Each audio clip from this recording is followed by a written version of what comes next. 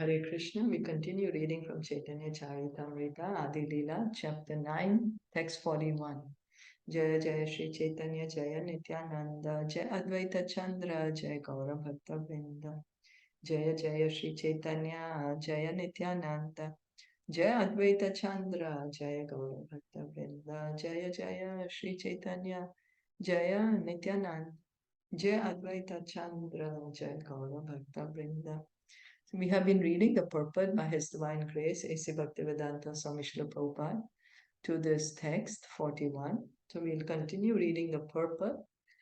We'll quickly read the translation. One who has taken his birth as a human being in the land of India, Bharatvarsh, should make his life successful and work for the benefit of all other people. So this is the special instruction, the special mercy of Lord Chaitanya to the people born in India, telling everyone, telling all of us that we become Krishna conscious and give Krishna consciousness to others. The highest benefit we can give to anyone is giving them Krishna consciousness.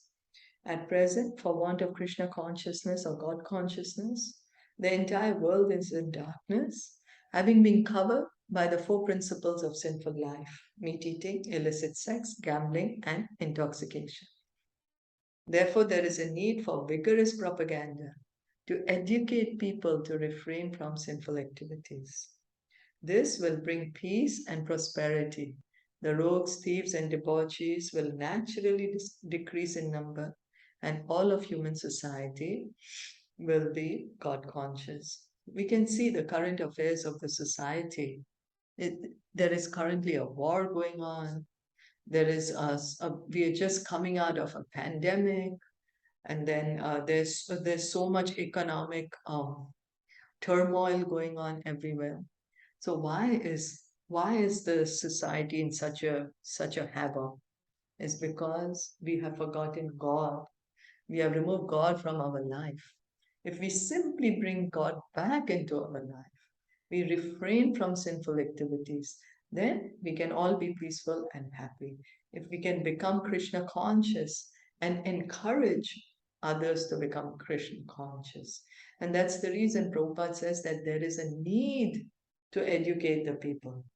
There's a need to educate people in Krishna consciousness, to encourage everyone to give up sinful activities and take up Krishna consciousness. And this is the way we can actually benefit everyone, actually bring real peace and prosperity in the society. The practical effect of us spreading the Krishna consciousness movement all over the world is that now the most degraded debauchees are becoming the most elevated saints. This is only one Indian's humble service to the world. So Srila Prabhupada is saying that, it is Lord Chaitanya's mercy. He's saying he's taken up the work of what Lord Chaitanya said, that give Krishna consciousness to everyone. And Srila Prabhupada is saying, yeah, it's true, because he could see that the hippies were changing and they were becoming devotees of Krishna. Hmm? So, and there were not only the hippies that joined Srila Prabhupada, there were many who were like genuine seekers. They really wanted, they were seeking, they were, wanting to understand the truth. So if all Indians take to this path, as advised by Lord Chaitanya Mahaprabhu, India would have given a unique gift to the world, and thus India would have been glorified.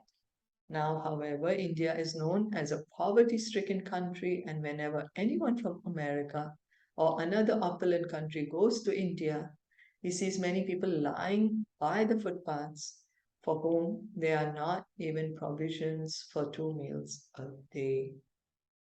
So the greatest gift that India can give anyone is Krishna consciousness.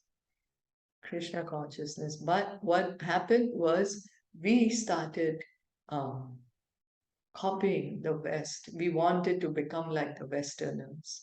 So we gave up our roots, in fact. But now we can see, now, current day, There's so many youth who are joining ISKCON, they're joining the Krishna consciousness movement. A lot of the youth are being inspired. And the movement is really growing in India. Really, really. More than anywhere else in the world. The Krishna consciousness movement is growing very fast in India. And especially the youth, the intelligent people are taking it up. There are also institutions collecting money from all parts of the world in the name of welfare activities for poverty-stricken people, but they are spending it for their own sense gratification. So this also happens. We see many people or many institutions, charities, they say it's for a charitable cause. And so some charitably disposed people may give the money there, but how is the money being spent? Now, on the order of Sri Chaitanya Mahaprabhu, the Krishna consciousness movement has been started, and people are benefiting from this movement. Therefore, it is now the duty of the leading men of India to consider the importance of this movement and train many Indians to go outside of India to preach this cult. So, this is what Lord Chaitanya wanted.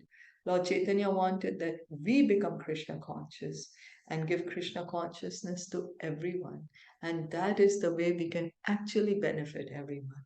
We want to do good to people. We like it. When we do something for someone, it really makes us feel good. It makes us feel happier when we are doing something good for someone rather than we receive. Sure, we are happy when we receive, but when we actually help someone, the heart feels satisfied. So, what is that? That is the natural inclination of the soul. And what is the highest benefit we can give anyone? What is the greatest way that we can benefit anyone? Is by giving them Krishna consciousness, by making them understand, hey, you're not the body, you're the soul, you're eternally related to Krishna. This material world is not our permanent home. Our permanent home is in the spiritual world. To encourage people to take up chanting, dancing, to encourage people to revive our love of Krishna. People will accept it. There will be cooperation among the Indian people and among the other people of the world. And the mission of Sri Chaitanya Mahaprabhu will then be fulfilled. Sri Chaitanya Mahaprabhu will then be glorified all over the world. And people will naturally be happy, peaceful, and prosperous, not only in this life, but also in the next. For as stated in the Bhagavad Gita, anyone who understands Krishna, the Supreme Personality of Godhead, will very easily get salvation or freedom from the repetition of birth and death and go back home, back to Godhead. Krishna says in chapter 4, Janma Karma Chame Divyam Evam Yoveti Tattvataha Tattvadeha Punarjanma Naiti Mameti Swarjuna. Krishna is telling Arjuna, you just try to understand the nature of my appearance and my activities. And by understanding this, you never have to take birth again in the material world, but you'll come to the spiritual world. You will attain my eternal abode. That's it. We simply have to try to understand Krishna's position as God. Simply try to understand that Krishna, his form is spiritual, transcendental, not material. That we are not equal to Krishna. We have to understand this. And if we are able to understand it, no need to come to this material world. We go back to the spiritual world. Sri Chaitanya Mahaprabhu therefore requests every Indian to become a preacher of his cult to save the world from disastrous confusion. So, because in this human form of life, we can actually cut out this cycle of birth and death. So Sri Chaitanya Mahaprabhu is saying, you preach, tell everyone about Krishna so they don't need to take another birth again. We all know that the material world is a place of miseries. There is no one person who can say that he's never suffered misery. Sure, there is happiness, but there is misery too. It is happiness and distress and happiness and distress. It's not never ending happiness. Misery comes. So if we want eternal happiness, we go back to the spiritual world. This is not only the duty of Indians, but the duty of everyone. We are very happy that American and European boys and girls are seriously cooperating with this movement. So, because Lord Chaitanya says that in the previous verse, that everyone in this universe should take up the Krishna consciousness movement and give Krishna consciousness to others. So, Srila Prabhupada is also pointing out the same thing, that it's not only the duty of Indians, but everyone, no matter where we are born, which country, which community, which race, which gender. No, we take up Krishna consciousness and we give it to others. One should know definitely that the best welfare activity for all of human society is to awaken man's God consciousness or Krishna consciousness. So, this is the best welfare activity, to awaken our God consciousness, to awaken our Krishna consciousness. This is what we should try to do. But we have forgotten God, we have forgotten Krishna. That's the reason there is so much suffering in the world. But if we can simply remind people of Krishna, then they can get the highest benefit. Therefore, everyone should help this great movement. This is confirmed in Srimad Bhagavatam, 10th canto, 22nd chapter, verse 35, which is next quoted in the Caitanya Caritamrita. So Bhagavatam also says that we are going to read it tomorrow, that everyone should take part in the Krishna consciousness movement. So we hear, we chant, and we encourage, facilitate others to hear and chant. That's all. It's not that we have to become great preachers or we have to do anything difficult. No. We hear and chant, and we encourage or facilitate others to hear and chant. It's that simple. Or if we can do any service in the Krishna consciousness movement. Each of us have different talents, and we can, by that talent, serve the Krishna consciousness movement. That's how we are doing the greatest welfare activity. Any questions or comments?